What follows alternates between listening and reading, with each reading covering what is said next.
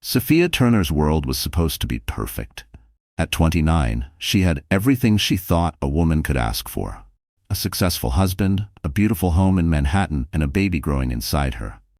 She rubbed her belly every morning with hope, whispering promises of lullabies and bedtime stories. But as she looked out from the tall glass windows of her apartment, she felt an unshakable emptiness. Her husband, Richard, was never really there. And when he was, his eyes carried a coldness she couldn't explain. The truth, though still hidden, was far darker than anything Sophia's gentle heart could imagine. Richard wasn't thinking of cribs or nursery paint. He wasn't thinking about his wife's safety. He was calculating, coldly, ruthlessly, how much her life insurance policy would give him if she were gone. His mistress, Clara Evans, whispered poison into his ear every night, urging him to finish what he had started. Sophia tried to push the thoughts away. Maybe she was being paranoid. Maybe Richard's distance was just the stress of business. She wanted to believe that the man she married was still somewhere inside him, that the vows they shared on their wedding day still meant something. But the way he avoided her touch, the way he lingered on his phone late at night, it gnawed at her. Then came the suggestion that changed everything. Richard invited her on a weekend getaway, insisting they deserved time away from the city.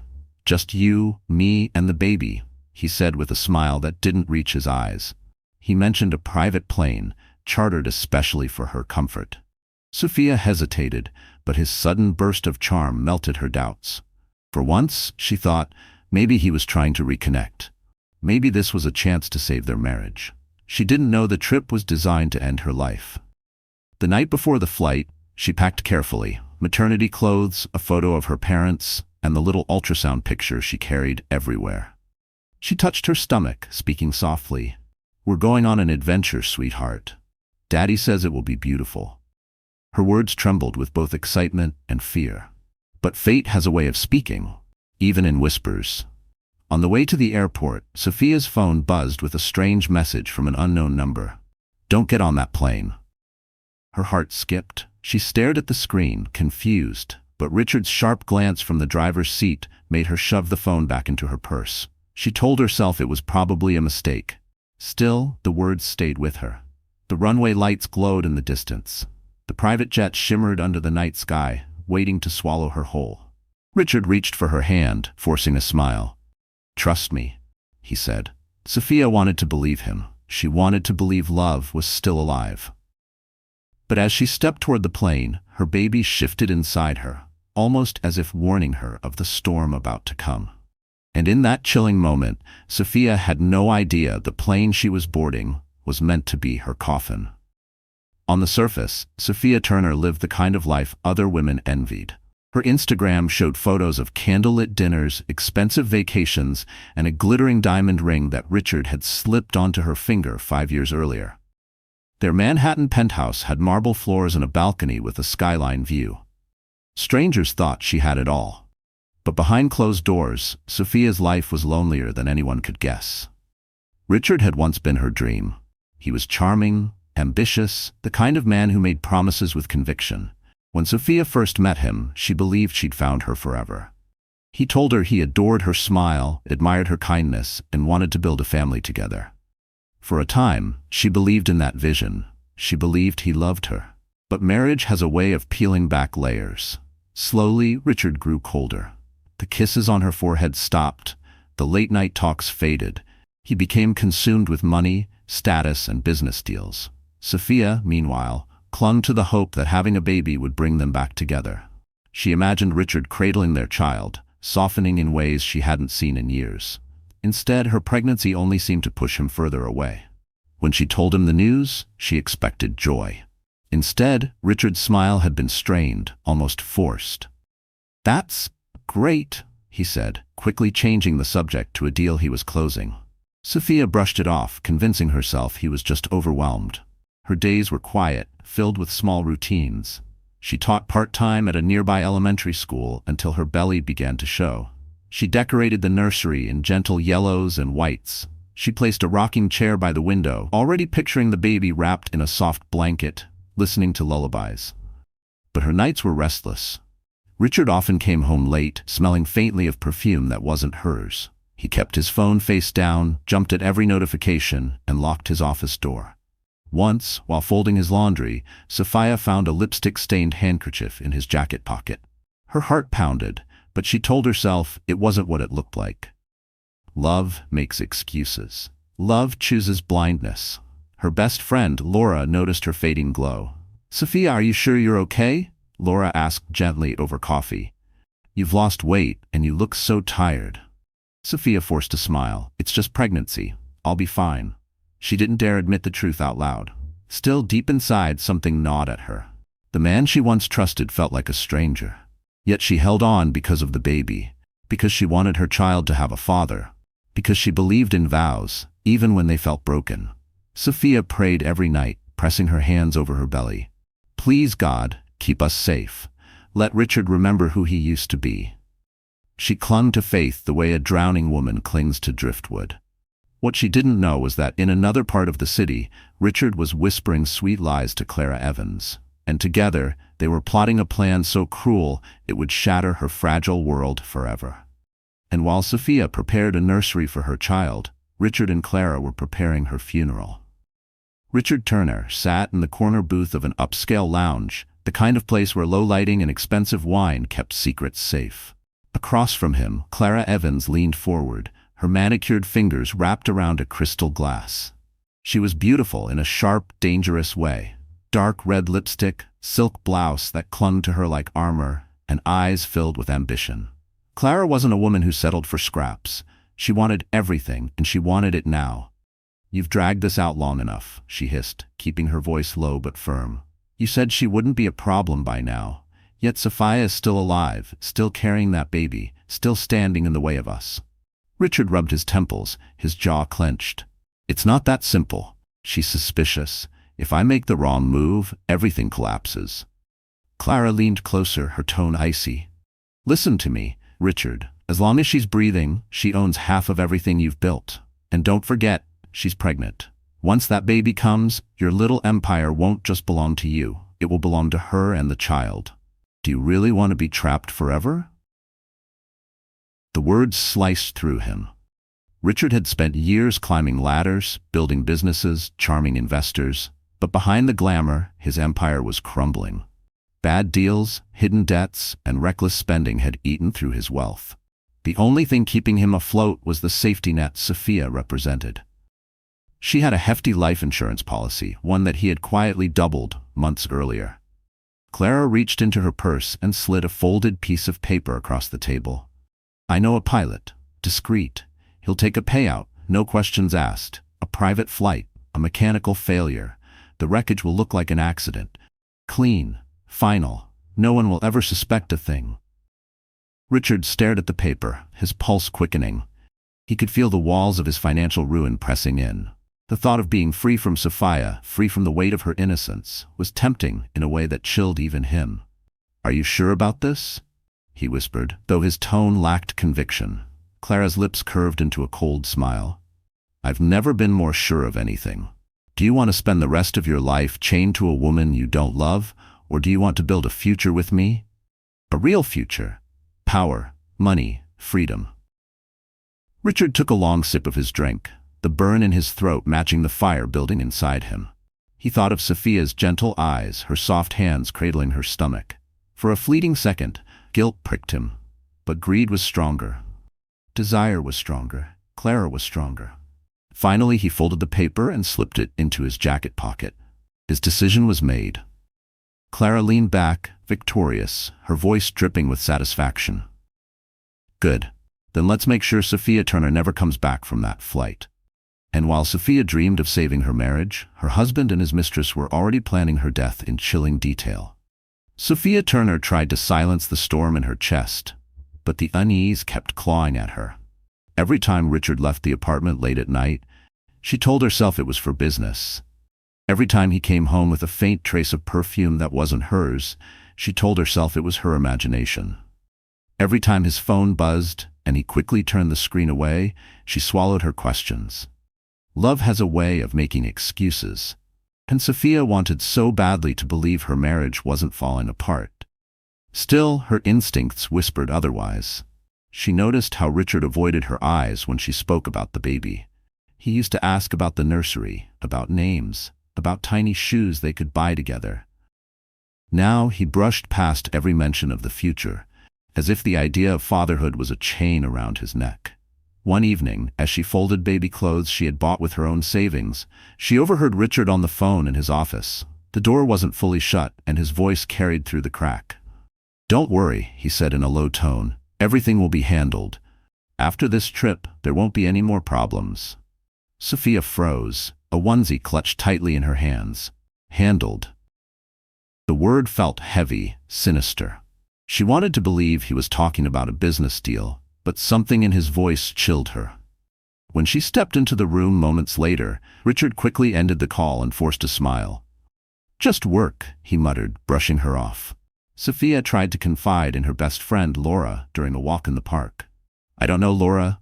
Something feels wrong," she whispered. Laura squeezed her hand.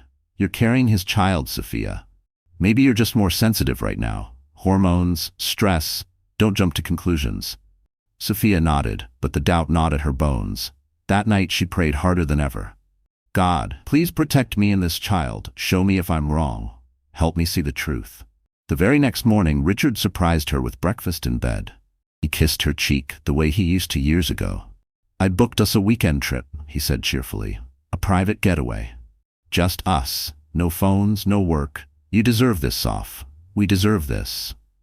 Sophia blinked, startled by his sudden sweetness. For a moment, her heart softened. Maybe Laura was right. Maybe she had been imagining everything. Maybe Richard was finally remembering how to be her husband again. She wanted desperately to believe it. But later that day, as she placed her suitcase on the bed and began packing, she found an airline confirmation slip in Richard's jacket pocket. The date matched the weekend. The name on the booking, however, was not hers. It was Clara Evans. Her blood ran cold. She stood frozen in the bedroom, the hum of the city outside her window suddenly deafening. Richard walked in moments later, smiling too wide. "Ready for our adventure?" he asked. Sophia forced a smile, slipping the slip of paper behind her back. Her heart raced. And in that moment, she realized she wasn't imagining the danger. She was living inside it. The morning of the trip, Sophia sat on the edge of their bed, suitcase neatly packed at her feet. Her hands trembled as she smoothed the fabric of her maternity dress, trying to calm her nerves. The airline confirmation slip she had discovered, Clara Evans's name printed in bold letters, still burned in her memory. Every fiber of her being told her not to go. And yet the sight of Richard moving confidently through the apartment, humming to himself as if nothing were wrong, trapped her in silence. "Are you ready, Soph?" Richard asked, stepping into the bedroom. His tone was warm, almost too warm. He leaned down, kissing her forehead as though he hadn't been cold for months. "This weekend is going to change everything. I promise." Sophia forced a smile. "Change? Everything?" she echoed softly. Richard nodded. "A fresh start. You, me, and the baby. No stress, no distractions." His hand brushed against her stomach, but the touch felt rehearsed, calculated. She wanted to scream at him. She wanted to pull the slip of paper from her pocket and demand an explanation. But when his eyes locked onto hers, she saw something that froze her tongue. Not love, not even guilt, but determination.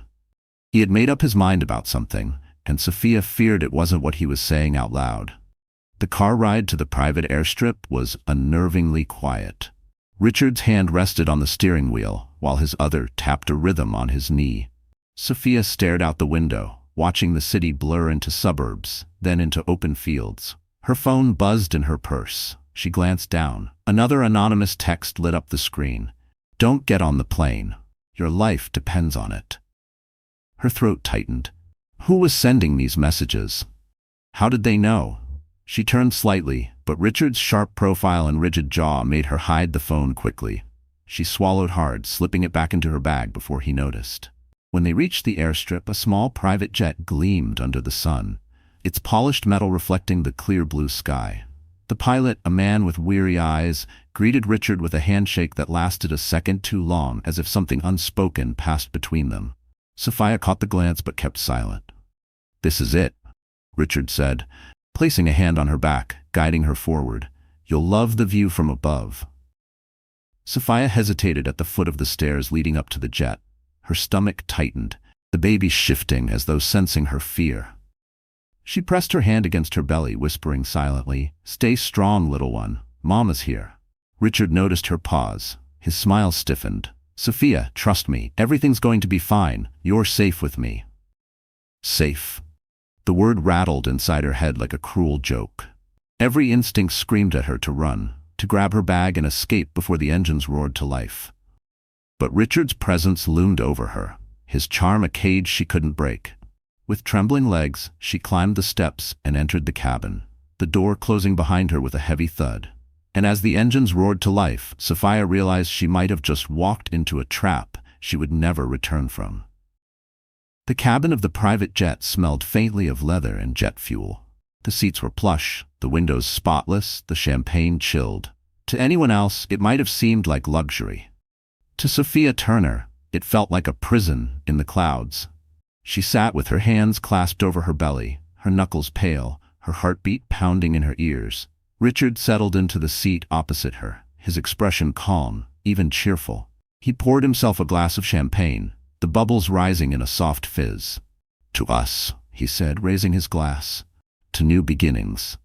Sophia forced a nod, her lips barely moving into a smile. She wanted to taste hope in his words, but her stomach churned with dread. The anonymous text still haunted her. "Don't get on the plane." And yet here she was, trapped thousands of feet above the ground with no escape. The engines hummed louder as the plane lifted into the sky. Sophia's ears popped, and she glanced at the pilot through the cockpit door. His shoulders were tense, his hands stiff on the controls. He avoided her eyes when she looked his way. It was subtle, but enough to make her suspicion deepen. As the city skyline faded beneath them, clouds swallowed the windows. Turbulence rattled the cabin, and Sophia clutched the armrest, whispering a prayer under her breath. Richard chuckled, sipping his champagne. "Relax, Soph. Private flights always feel a little rougher. You'll get used to it." His calmness unnerved her. She studied him closely, searching for the man she had once loved. But instead of warmth, she saw a flicker of calculation behind his eyes. It wasn't the look of a husband protecting his wife. It was the look of a man waiting for something. Suddenly, the pilot's voice crackled through the intercom. "We're approaching a patch of heavy weather. Please fasten your seatbelts." Sophia's grip tightened. She leaned toward Richard. "Why didn't we wait for a better day? Why risk flying now?" Richard shrugged casually. "Time waits for no one. Trust me, this is nothing." His words didn't soothe her. Instead, she felt the air in the cabin grow heavier, pressing down on her chest. She thought of the nursery she had prepared, the tiny clothes neatly folded, the rocking chair by the window. She thought of the ultrasound photo tucked safely in her purse. She thought of her unborn child, and fear wrapped around her heart like a vice. Another jolt shook the plane violently, sending Richard's champagne sloshing onto the carpet. He cursed under his breath, wiping it away with a napkin. The pilot's strained voice came again. "Minor turbulence. Stay calm." But Sophia could hear something in his tone, panic he was trying to hide. Her pulse quickened. She glanced at Richard. He didn't look worried. In fact, his lips curled into something that looked chillingly close to satisfaction. The cabin lights flickered. The engines roared louder. The turbulence grew sharper, tossing the plane like a toy in the sky. Sophia clutched her stomach, whispering to her baby, "Hold on. Please hold on." And then, with a deafening crack, the jet lurched downward, as if the sky itself had decided it was time to claim them. The scream of the engines drowned out everything. Sophia's body slammed against the seatbelt as the jet pitched violently downward. Her ears rang with the roar of wind and the rattling of metal. Oxygen masks dropped from the ceiling, swinging wildly, but her hands shook too hard to pull one down. All she could do was hold onto her belly, whispering frantic prayers. Richard sat rigid across from her, gripping the armrests. His face was pale, but his eyes flickered with something strange, anticipation, not fear. The sight twisted Sophia's gut. He knew this was coming. The plane plunged through storm clouds, lightning flashing outside the windows. Passengers screamed. A businessman clutched his briefcase as if it could save him. A young woman sobbed into her hands, praying for her children at home. The pilot shouted over the intercom, his voice cracking, "Brace for impact! Brace for impact!" Sophia's vision blurred with tears. The baby kicked inside her, a sharp reminder of the life she carried. She wrapped her arms around her stomach, trying to shield it with her body. Please God, not my baby, please. Then came the moment of impact. The jet tore through the treetops, metal shrieking against wood. The cabin shook with unbearable force, luggage hurtling through the air. A piece of paneling ripped loose, striking Sophia across the shoulder. Pain exploded through her body, but she clung to consciousness. The ground rushed up like a fist. The plane slammed into the forest floor, erupting into chaos. Seats ripped from their bolts, windows shattered. Flames roared through the cabin as fuel spilled like liquid fire. The world around Sophia became a furnace. Her ears rang with screams, agonized, desperate, fading one by one. She tried to move, but her legs were trapped under twisted metal. Her skin seared from the heat. The smell of burning fabric and flesh choked her lungs. She coughed, gagging, her throat raw from smoke. Through the haze, she saw Richard unbuckle himself. His movements were quick, calculated. He didn't look back at her. He didn't even hesitate. He pushed past a dying passenger, grabbed the emergency hatch, and disappeared into the flames. Sophia's heart shattered. Her husband hadn't tried to save her. He had left her to die. Summoning strength she didn't know she had, she clawed at the wreckage, pinning her down. Metal cut into her palms, her skin blistering from the fire. Every breath was agony, but she refused to stop. Her baby's life depended on it. Inch by inch, she dragged herself free, crawling through smoke and ashes. A beam collapsed behind her with a thunderous crash, sparks flying. The fire grew hotter, chasing her like a monster determined to consume her. Her hair singed, her dress burned away, her skin blistered black. Still, she crawled, leaving streaks of blood and ash on the ground. Finally, gasping, she pulled herself out through a jagged tear in the fuselage. Cold night air hit her face, mixing with smoke. She collapsed onto the snowy earth, coughing, her body trembling violently. But as she tried to take her first breath of freedom, a low growl echoed in the darkness. Something alive was watching her crawl out of the flames. Snow clung to Sophia's blistered skin as she gasped for breath. Her body was broken, her face scorched, her lungs burning with smoke. Every movement felt impossible, yet the will to survive pushed her forward. She had just escaped fire and death, but the night was not finished testing her. From the tree line, a sound cut through the crackle of flames behind her. A growl, low, deep, hungry. Sophia froze, her heart hammering painfully. Slowly her eyes adjusted to the darkness. There, emerging from the shadows, was a wild dog, mangy, ribs visible, teeth bared. Its eyes glowed yellow in the firelight, locked on her trembling form. Her breath caught. She tried to move, but her legs buckled beneath her. She collapsed back into the snow, her hands clawing at the ground. The dog stepped closer, saliva dripping from its mouth. It circled her slowly, savoring her weakness. Sophia raised a trembling arm, trying to shield her face.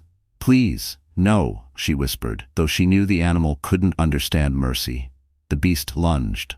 Its weight crashed onto her chest, hot breath flooding her burned skin. Teeth snapped dangerously close to her neck. Sophia screamed, thrashing weakly, her raw hands pressing against its fur. But she was no match for the animal's strength. Its claws raked her arm, and blood stained the snow beneath them. Her baby. Her baby. That was all she could think. She couldn't die here. Not like this. Not after surviving the flames. With the last of her strength, she grabbed a sharp shard of wreckage near her side and slashed blindly. The dog yelped, pulling back slightly, but the attack only enraged it further. It bared its teeth, ready to finish her. Sophia's vision blurred. The world spun. She whispered a prayer, preparing for the end. Then a gunshot shattered the night. The crack echoed through the forest, louder than thunder. The wild dog yelped in terror and bolted into the trees, vanishing into the darkness. Sophia lay stunned, her body trembling uncontrollably. Footsteps crunched over the snow, fast and deliberate. A tall figure emerged from the smoke and fire's glow. He wore a heavy coat, a rifle slung in his hands, and determination etched across his face. His eyes locked onto Sophia. "My God," he muttered, rushing toward her. He knelt at her side, pulling off his gloves to check her pulse. "You're alive. You're actually alive." Sophia tried to speak, but only a weak rasp escaped her lips. Her vision flickered, darkness pulling at the edges. "Stay with me," the man commanded firmly, His voice carried authority, the kind that refused to let her slip away. He pulled a canteen from his pack, dribbling water carefully into her cracked lips. "You're safe now. I won't let you die here." She blinked, barely able to focus. His face was strong, determined, unfamiliar. Whoever he was, he had come at the last possible moment, her final thread of hope. As he lifted her gently into his arms, Sophia let go of the fight to stay awake. The world faded, but his voice anchored her in the darkness.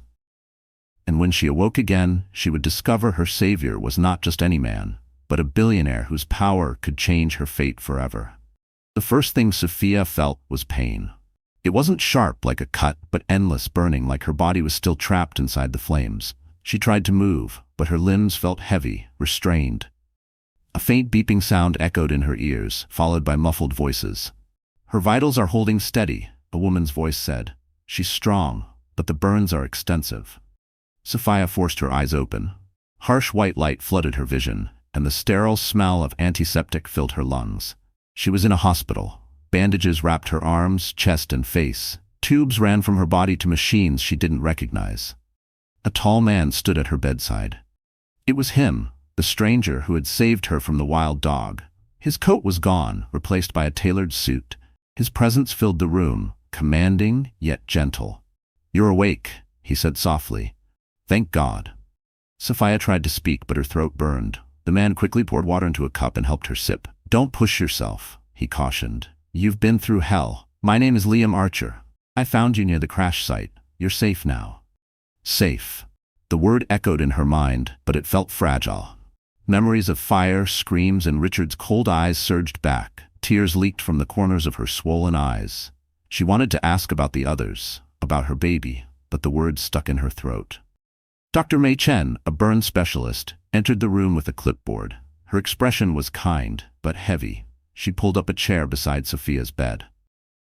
"Mrs. Turner, I need to be honest with you. You sustained third-degree burns over much of your body. It will take months, years of surgeries and therapy to recover. We can help, but you will never look the same again." Sophia's lips trembled beneath the bandages. Her reflection, her identity, gone? She closed her eyes, a sob shaking through her chest. But worse was still to come. Dr. Chen hesitated, her voice lowering. "And, I'm sorry. The trauma from the crash was too much for your pregnancy. You lost the baby." The words crashed over Sophia like a wave of ice. Her heart shattered into pieces. The one reason she had fought to survive, the one life she had begged God to protect, gone. She let out a broken cry, muffled by the oxygen mask. Her hands clutched at her belly, empty now, hollow in every way. Liam placed a hand gently on her shoulder. His voice was steady, but full of compassion. "I know nothing can replace what you've lost, but you are alive. And as long as you're alive, you still have a chance to fight, for yourself, for your future. Don't give up." Sophia sobbed until exhaustion silenced her. In the haze of pain and grief, one thought burned in her mind. Richard had left her to die. He had walked away from her and their child. And while she had lost everything, he was still free. And in that moment of despair, Sophia swore she would one day rise again, not only to reclaim her life, but to make Richard pay for his betrayal. Across town, far from the hospital where Sophia lay broken, Richard Turner clinked a glass of champagne against Clara Evans's. The penthouse lights glowed warm, music played softly in the background, and an expensive dinner spread across the table. To anyone looking in, it was a scene of romance. To Richard and Clara, it was a celebration of murder. "To us," Richard said, smirking as he raised his glass, "to finally being free." Clara's lips curled into a victorious smile. Free from her, free from the baggage, and free to start the life we deserve. She leaned over, kissing him slowly, her lipstick staining his mouth. Richard laughed, the sound cold and hollow.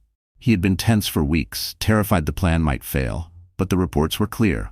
The private jet had gone down in the Montana wilderness. The fire was so intense that authorities said identifying remains would take time, if they were found at all. For Richard, that was perfect. A body meant questions. Ashes meant closure. Still, Clara pressed him.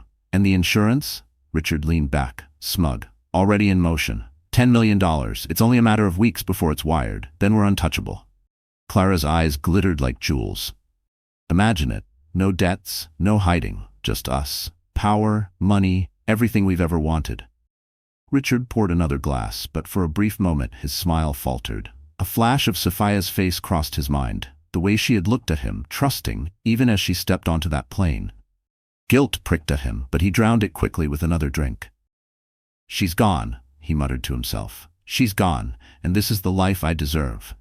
But not everyone was convinced. Detective Omar Reyes, a seasoned investigator with a sharp eye for detail, sat in his office late that night, reviewing the crash reports.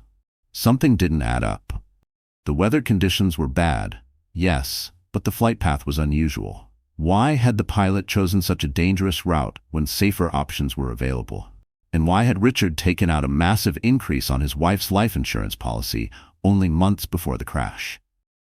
Reyes tapped his pen against the file, leaning back in his chair. He'd seen too many cases of accidental deaths tied to greedy spouses. His gut told him Richard Turner wasn't grieving at all. He was celebrating. At the same time, Clara was careless. She texted Richard often, reminding him not to slip up when speaking to the insurance adjuster. One message, intercepted by cell tower logs, hinted at a deeper conspiracy. Reyes flagged it, adding it to his growing pile of suspicions. Meanwhile, in the penthouse, Clara curled against Richard's chest, whispering, "We're unstoppable now. No one can touch us." Richard stroked her hair, his lips curving into a cruel smile. "Sophia's gone. The world thinks she's ashes in a forest. There's nothing left to fear."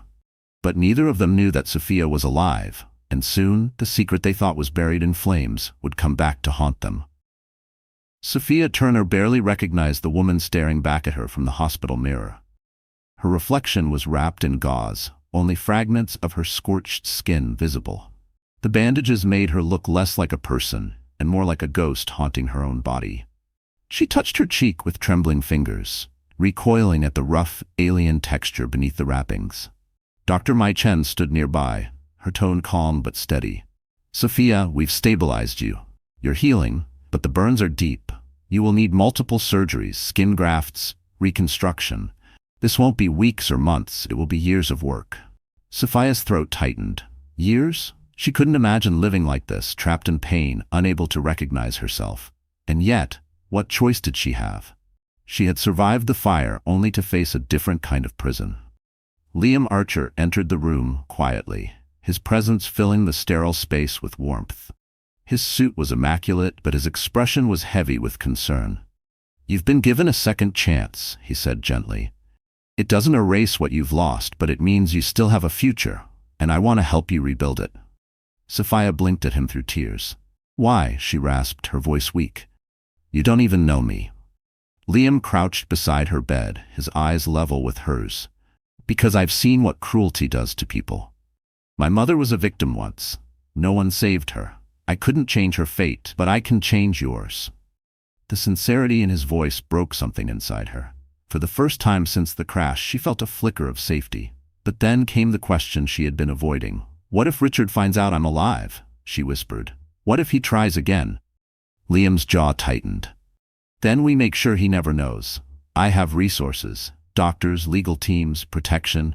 We can give you a new identity, a new face. Sophia Turner can vanish. You can become someone he'll never recognize." The thought terrified her, leaving behind everything she had ever been. Her name, her history, even her face. It felt like another death. Yet part of her knew it might be the only way forward.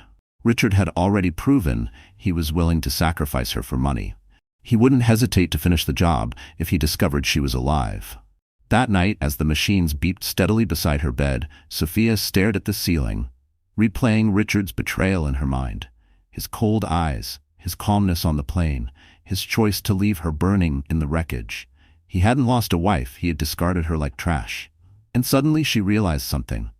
Maybe letting Sophia Turner die wasn't just survival. Maybe it was freedom. With trembling resolve, she whispered into the dark room, "Then let her die. Let Sophia die. I'll come back, but not as her." And in that moment, a new woman was born, one who would rise from the ashes with a face no one could recognize, not even the man who tried to kill her. The operating room lights felt like stars blazing above Sophia. She lay on the table, her body trembling beneath the sterile sheets as Dr. Mai Chen prepared the first of many surgeries. We'll start with skin grafts, Dr. Chen explained gently. Step by step, we'll rebuild what the fire tried to steal from you. This will be painful, but you're strong. Sophia closed her eyes, hearing those words echo inside her. The fire tried to steal you. It had almost succeeded. It had taken her child, her identity, and her old life. Now she was about to let the last piece of Sophia Turner disappear too. The hours blurred into a haze of anesthesia, scalpels, and stitches. When she awoke, her body screamed with pain. Her face was wrapped again, thicker this time, like a cocoon hiding what was beneath. Liam was there, sitting faithfully by her bedside, his eyes shadowed with exhaustion. "You made it through the first one," he whispered, squeezing her hand. "Every surgery is a step forward." Weeks turned into months. Skin grafts covered the burns on her arms and chest. Reconstructive work reshaped her face, little by little, like a sculptor chiseling stone. Each time the bandages came off, Sophia flinched. She no longer saw the woman she once was. Instead, a stranger stared back at her from the mirror, raw, unfamiliar, unfinished. One night after her third surgery, she broke down completely. Hannah Brooks, the hospital's trauma counselor, found her huddled on the bathroom floor, sobbing uncontrollably. "I don't know who I am anymore," Sophia cried. "When I look in the mirror, I don't see me. I don't see my child. I see nothing." Hannah knelt beside her, voice gentle but firm. "You're not nothing. You're alive. You're still here. And sometimes survival means becoming someone new. That doesn't erase who you were. It means you carry her inside you, even if the world can't see her face anymore." Those words lingered. Sophia began to write in a journal Liam gave her, scribbling late into the night. She wrote letters to her baby, promises to the woman she once was, and vows to the stranger she was becoming. Dr. Chen finally asked the question directly. "Are you ready to finish this? We can restore your face completely, but it won't be the same as before. It will be a new identity. If you say yes, Sophia Turner will cease to exist in every way." Sophia stared at her reflection, bandaged, swollen, unrecognizable. For a long moment she said nothing. Then slowly she nodded. "Do it. Let Sophia die. I'll be whoever I need to be." The final surgery was grueling, but when the bandages came off, a different woman looked back from the mirror. Her features were softer, sharper in places, almost elegant. She looked alive, but no one would mistake her for the woman Richard once married. Liam stood behind her, his gaze steady. "From now on," he said quietly, "you're Sage Archer. Sophia Turner is gone." Sophia, now Sage, touched her face with trembling fingers. For the first time, she didn't cry. She smiled faintly, though her eyes burned with fire. And deep inside, Sage swore that this new face would not only protect her, but one day confront the man who tried to erase her. Sage Archer stood on the balcony of Liam's estate, the ocean breeze brushing against her face. The waves crashed below, steady and relentless, like the pulse of the earth itself. She inhaled deeply, savoring the salt air. For the first time since the crash, the smell around her wasn't smoke or antiseptic. It was life. Yet every breath reminded her she was no longer Sophia Turner.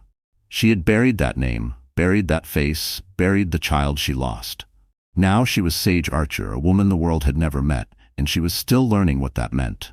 Liam watched her from the doorway, his expression quiet, thoughtful. "How does it feel?" he asked.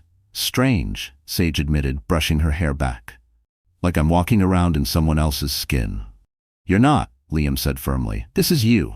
Not the fire, not Richard, not Clara. You. You get to choose who Sage Archer will be." His words comforted her, but the weight of her past still lingered. Every night, nightmares dragged her back into the burning wreckage. She woke drenched in sweat, clutching her stomach, gasping for a baby that wasn't there. Hannah Brooks, the trauma counselor, guided her through those nights, teaching her grounding exercises, reminding her she was safe. But grief has no schedule. It returned in waves, breaking her without warning. During the day, Liam insisted she focus on living again. He introduced her to the staff at the estate, who treated her with kindness and discretion. He encouraged her to take walks through the gardens, to paint, to write. Slowly, Sage found herself drawn to the greenhouse, where rows of orchids bloomed in silence. She spent hours there, tending to them with careful hands, as though nurturing them could heal the emptiness inside her. One afternoon, Liam joined her in the greenhouse. "You know," he said, watching her gently water the flowers, My mother used to say orchids are survivors. They can bloom even in the harshest conditions if you give them a little light. Sage smiled faintly. Then maybe I'm an orchid too. You are, Liam said without hesitation, and I'll make sure you always have the light you need. His words stirred something in her. A flicker of warmth she hadn't felt in years.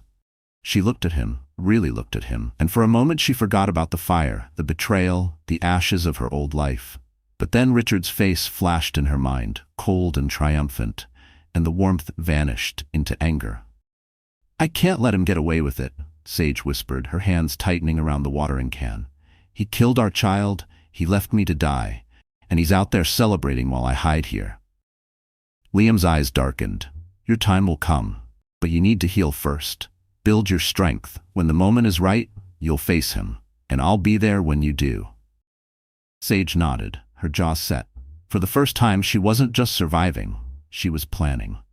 And as the sun set over the estate, Sage realized her rebirth wasn't only about living again. It was about rising strong enough to bring Richard Turner to his knees. Richard Turner sat at his mahogany desk, swirling a glass of whiskey in his hand.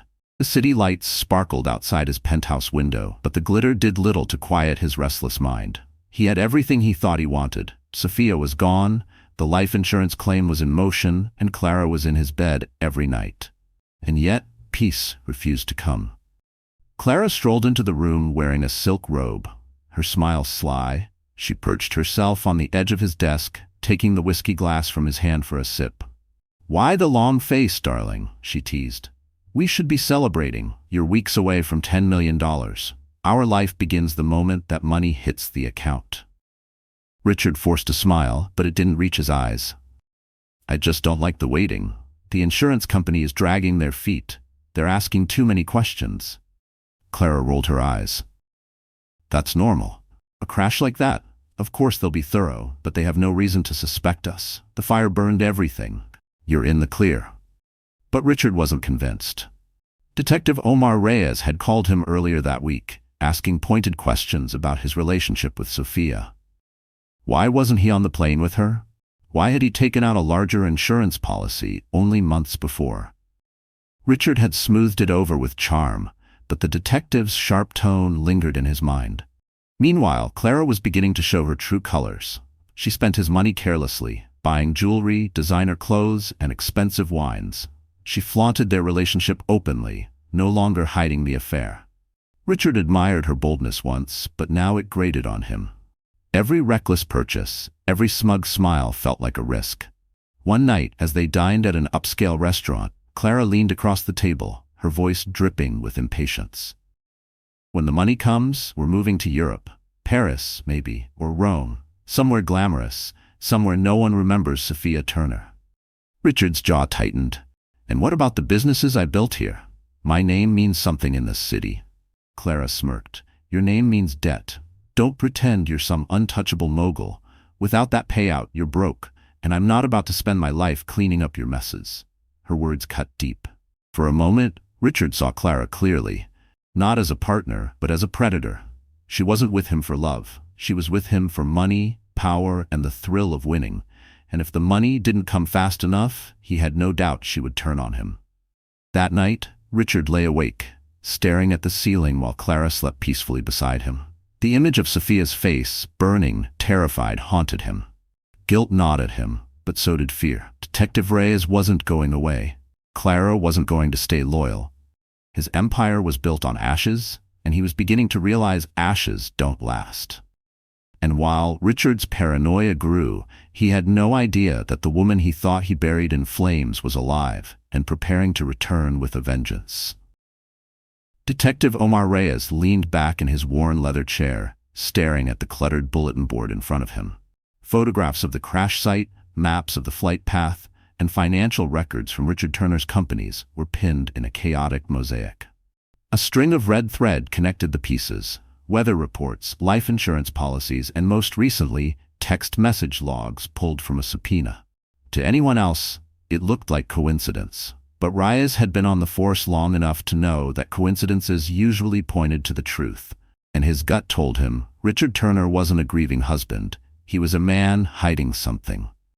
Reyes picked up the crash report again. The jet's chosen route through Montana's stormy mountains made no sense. There had been a safer path, clearer skies, but the pilot had deliberately chosen the most dangerous option. Why? And then there was the matter of money. Richard had doubled Sophia's life insurance just months before the crash. That alone set off alarm bells.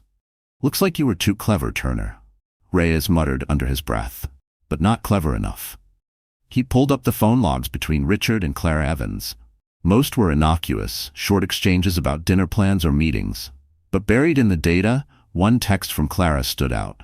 "Make sure you stick to the story. No slip-ups. We can't afford anyone asking questions." Reyes circled it in red ink. To a jury, it wasn't a smoking gun, but to him, it was confirmation that this wasn't just bad weather and bad luck. It was murder disguised as tragedy. Still, something else gnawed at him. Survivors. The crash had been brutal, the fire consuming. Officially, all passengers were presumed dead. But the recovery teams reported inconsistencies. Ashes where bodies should have been, partial remains that didn't match the full manifest. Reyes tapped the file thoughtfully. What if someone lived? He picked up the phone and called Tomasz Nowak, a ranger who had been one of the first at the crash site. "Tomasz, it's Reyes. I need you to tell me again exactly what you saw." The ranger hesitated before speaking. "It was chaos, Detective. Fire everywhere." But he paused. "I found drag marks in the snow, like someone crawled out. There was blood, too. Not much, but enough to say they moved after the crash. I told the recovery team, but they wrote it off. Said animals must have scattered the remains." Reyes sat up straighter, adrenaline sparking in his veins. "Animals don't crawl. People do. Someone got out of that wreckage." Tomas exhaled heavily. "If they did, Detective, then either they're dead somewhere else in those woods, or they're alive and hiding." Reyes ended the call, his mind racing. If Sophia Turner was alive, she wasn't just a victim. She was the key to exposing Richard and Clara. But if Richard discovered she had survived, he'd stop at nothing to finish what he started. And so Detective Reyes made a decision. He would find Sophia before Richard did, no matter the cost. Sage Archer woke early each morning to the sound of waves pounding against the cliffs outside Liam's estate. At first, the ocean's roar unsettled her. It reminded her of the crash, the screaming metal, the unstoppable fall. But over time, it became a rhythm, a reminder that the world was still alive, and so was she. She spent her days in physical therapy, pushing her body to move again. Every stretch pulled at scar tissue. Every step burned like fire, but Sage forced herself forward. "You're stronger than this pain," Hannah Brooks repeated during their sessions. Sage clung to those words like a lifeline. Liam visited often, though never in a way that felt intrusive. Sometimes he brought books, sometimes he simply sat quietly while she practiced walking across the therapy room. "Don't look at the ground," he told her one afternoon. "Look forward, always forward." His presence steadied her. Where Richard had once dismissed her, Liam listened. Where Richard had left her to die, Liam had pulled her from the edge. The contrast was impossible to ignore, and it stirred emotions Sage wasn't ready to name. One evening, as the sun painted the sky in hues of gold, Sage and Liam walked slowly through the gardens. Sage leaned on a cane, still weak but determined. The orchids she had nurtured stood tall around them, glowing in the fading light. "You've given them life again?" Liam said softly, nodding toward the blooms. Sage touched one of the petals with trembling fingers. They were never dead, they just needed care. He looked at her then, his gaze steady. "So did you." Her breath caught. For a moment she allowed herself to meet his eyes fully, to feel the warmth there. She almost smiled. But then, like a shadow, Richard's face flashed in her mind. The cold betrayal, the way he had left her burning. Anger surged through her veins. "I can't stop seeing him," Sage admitted, her voice trembling. "Every time I close my eyes, I see Richard's face. I hear him telling me everything's fine while planning my death. I feel the flames. I lost my child because of him. How do I move past that?" Liam's expression hardened. "You don't move past it, you face it. One day, Sage, you will look him in the eyes again. Not as the woman he tried to kill, but as the woman who survived him. And that will be his punishment before the law takes the rest." Sage felt something ignite inside her, a mix of grief and rage, but also determination. For weeks she had been focused on survival. Now, for the first time, she thought of justice. She thought of fighting back. She tightened her grip on the cane, her voice low but fierce. Then I'll heal. I'll get stronger, and when I stand again, it won't just be for me, it'll be for the child he stole from me. Liam placed a reassuring hand on her shoulder. And I'll stand with you. But neither of them knew that Richard's paranoia was growing, and soon his search for loose ends would lead him dangerously close to discovering Sage's secret. Richard Turner sat at the head of his dining table, untouched food growing cold in front of him. Clara Evans twirled pasta on her fork, sipping red wine, but her sharp eyes never left him.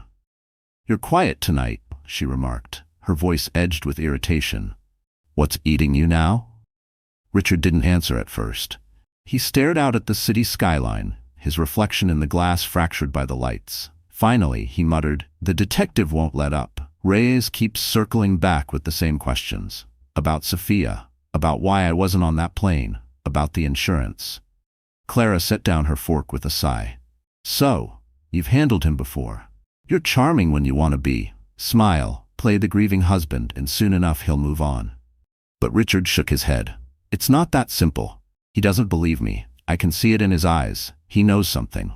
Clara's patience snapped. "Then shut him up. Pay him off. Scare him. I don't care what you do. Just make sure he doesn't connect the dots." Richard's jaw tightened.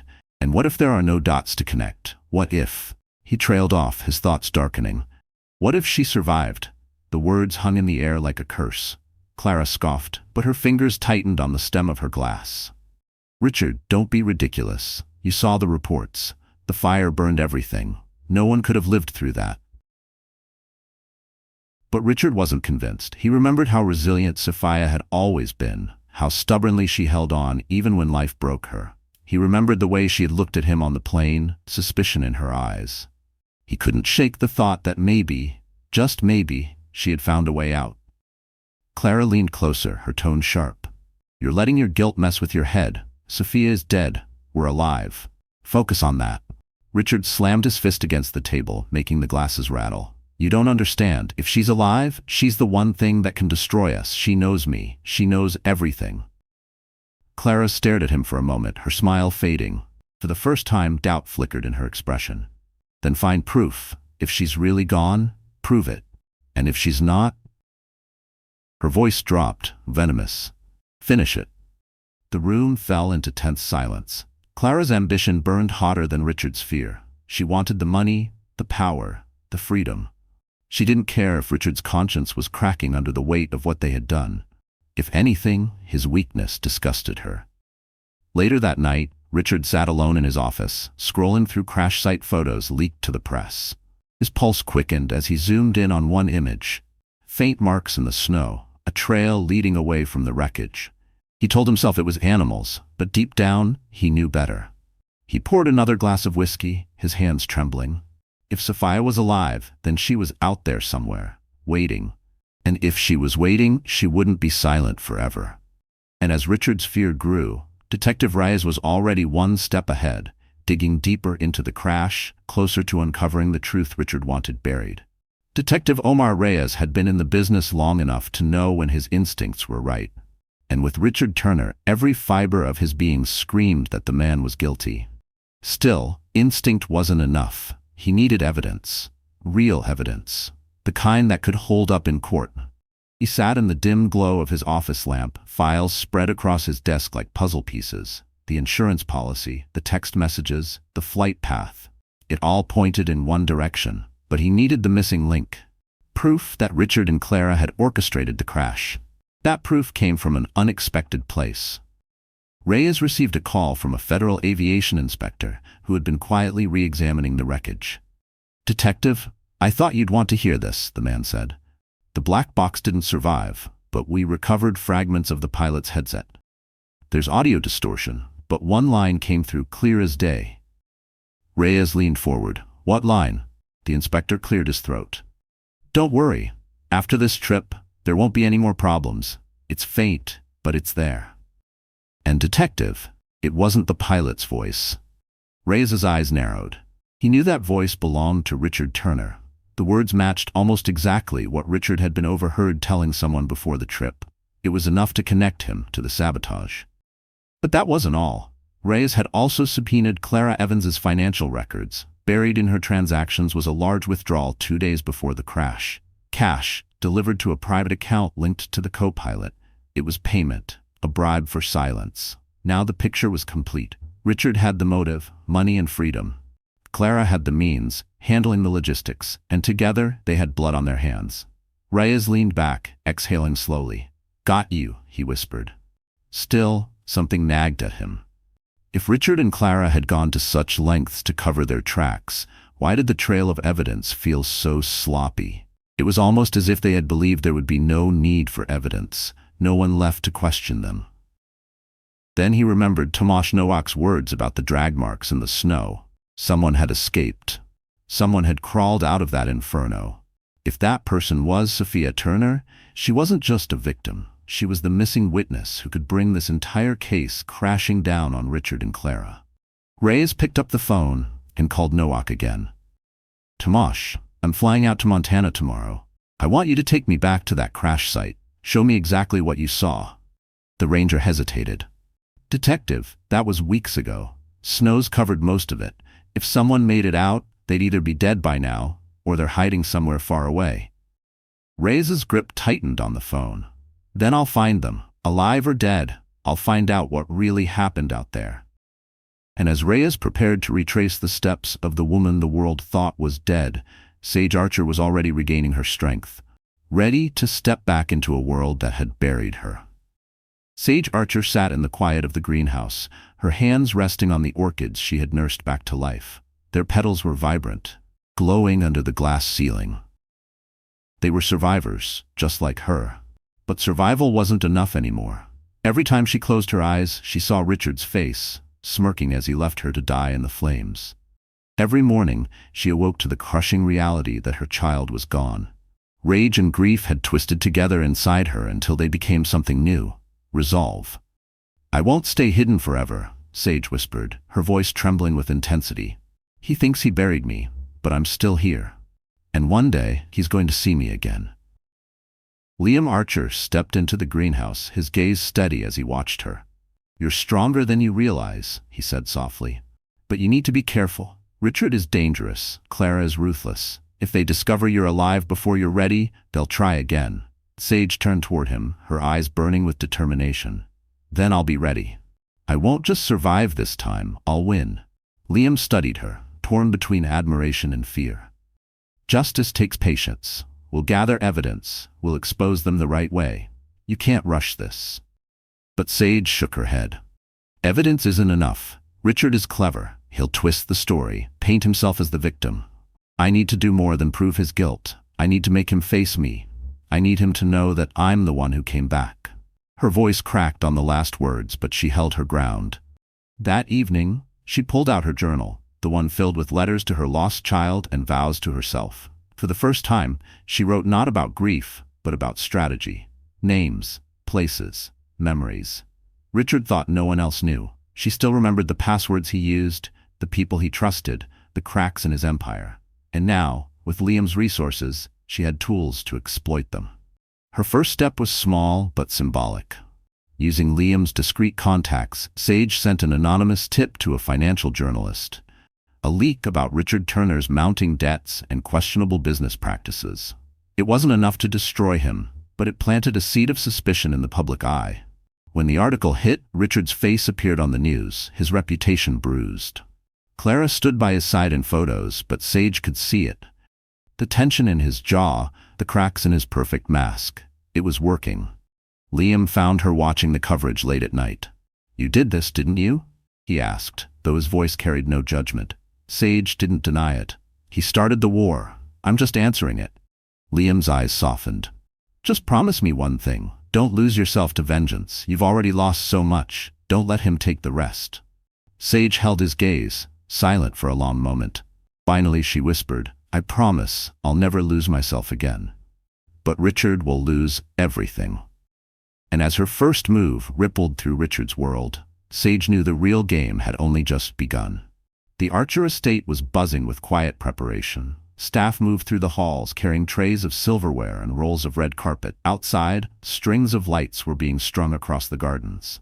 To the world, It was simply another grand charity gala hosted by billionaire Liam Archer, known for his generosity and taste. But to Sage, it was something far greater. It was the first battlefield. From her room upstairs, Sage watched through the window as the estate transformed into a stage.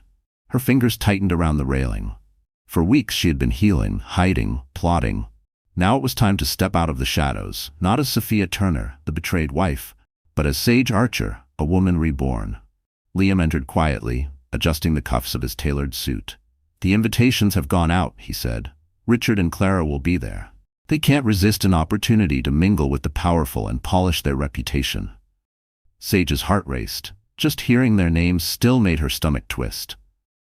"And they'll have no idea I'll be there," she whispered. "No," Liam confirmed. "To them, you don't exist anymore. You'll be the last person they expect to see." Hannah Brooks, who had become both counselor and confidant, approached Sage with a garment bag. "Then you need to look the part," she said gently. "Not just healed, not just surviving, but radiant. When you step into that room, you need to remind Richard what real power looks like." When Sage unzipped the bag, she gasped. Inside was a gown unlike any she had ever worn, sleek, midnight blue, adorned with delicate beading that shimmered like stars. It wasn't just clothing, it was armor. For the first time, Sage felt the stirrings of confidence rather than fear. That evening, as the final touches were placed, Sage stood before the mirror. Her reconstructed face looked back at her. Different, yes, but strong, beautiful, in a way she had never imagined. She slipped into the gown, straightened her posture, and whispered to her reflection, "Sophia Turner died in the fire. Tonight, Sage Archer rises." Downstairs, Liam offered his arm with a small, reassuring smile. "Ready?" Her lips curved into a steady, determined smile. "More than ready."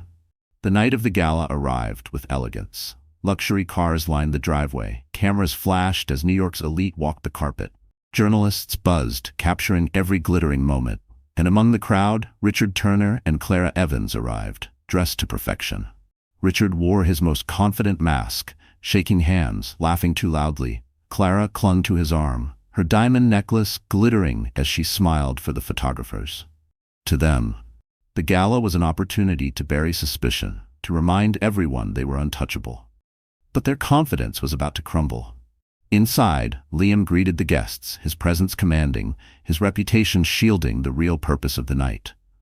And then, as the music swelled and conversation filled the air, the doors at the top of the grand staircase opened. All eyes turned. Sage appeared, poised in her midnight gown, her presence magnetic. She descended the stairs slowly, gracefully, like a queen returning to her throne.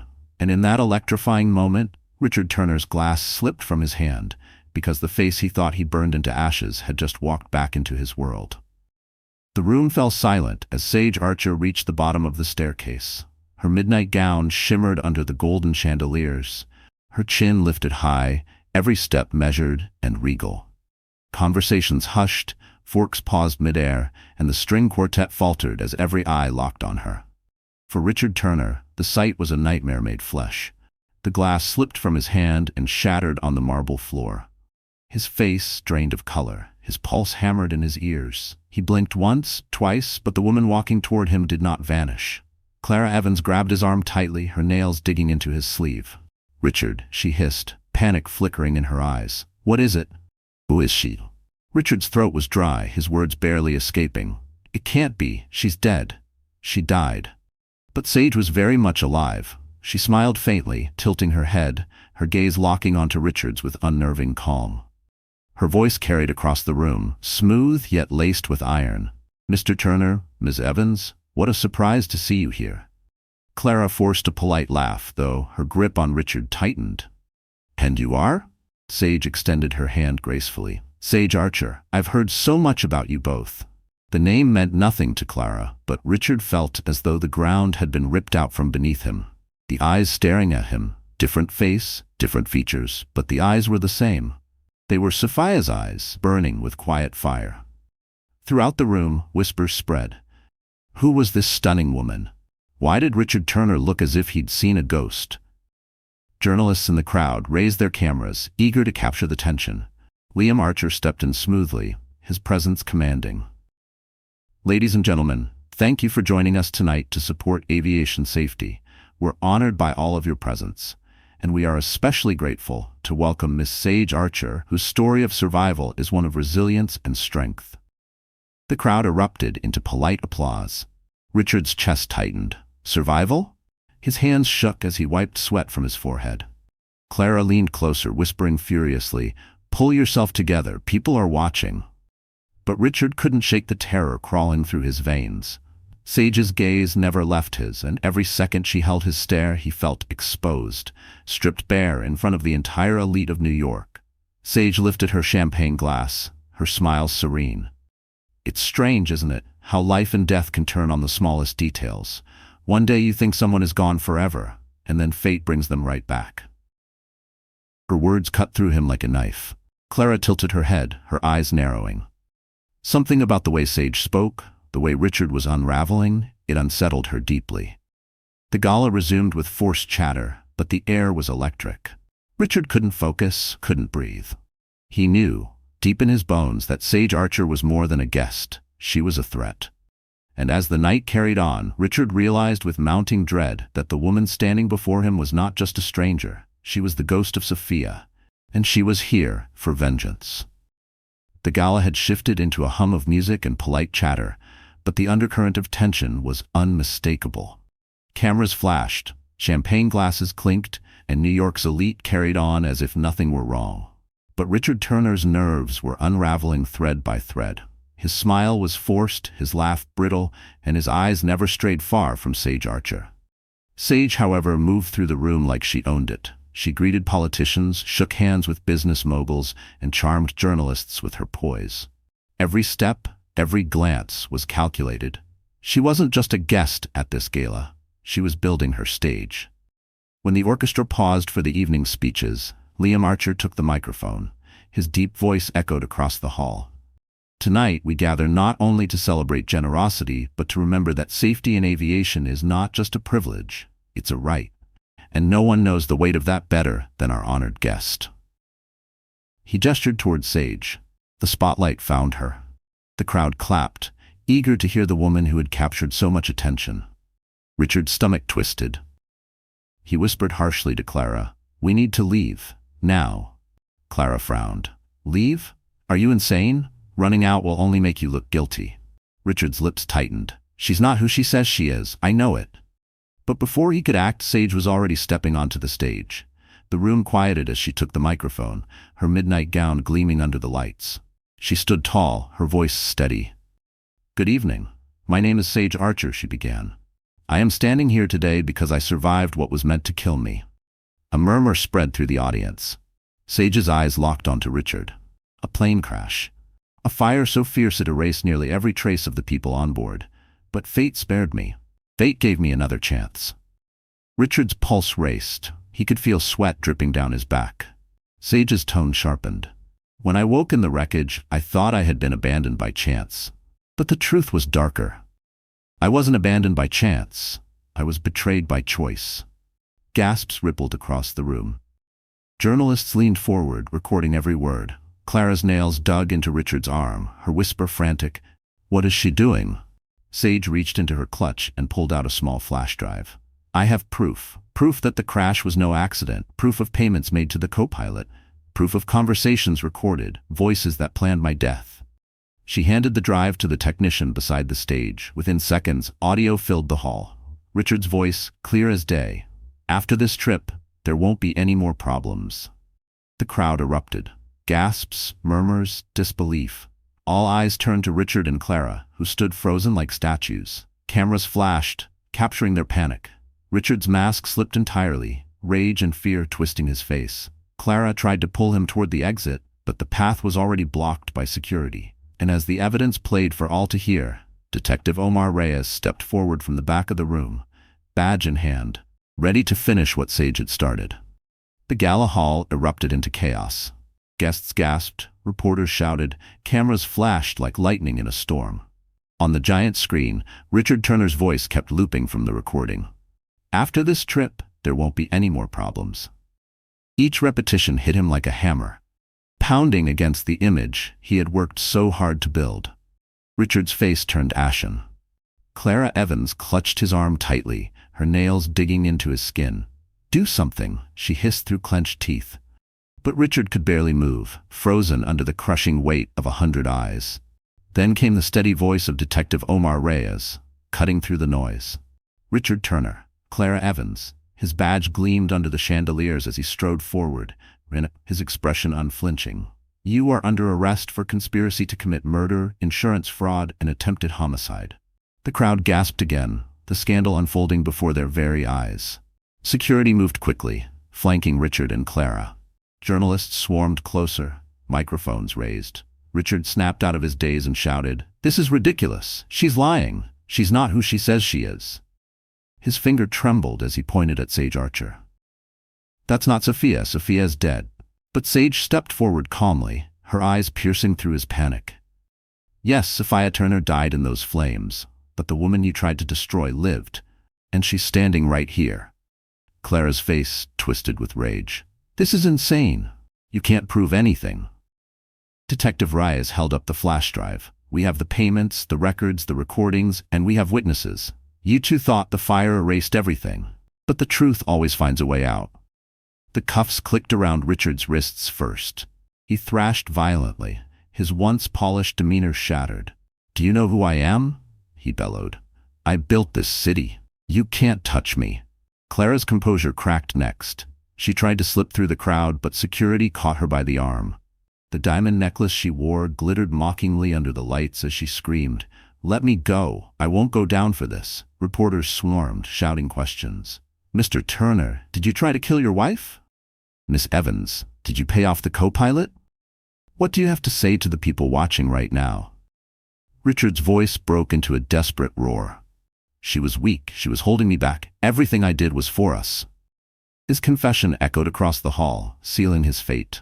Sage stood tall, watching as the man who betrayed her was dragged away in chains.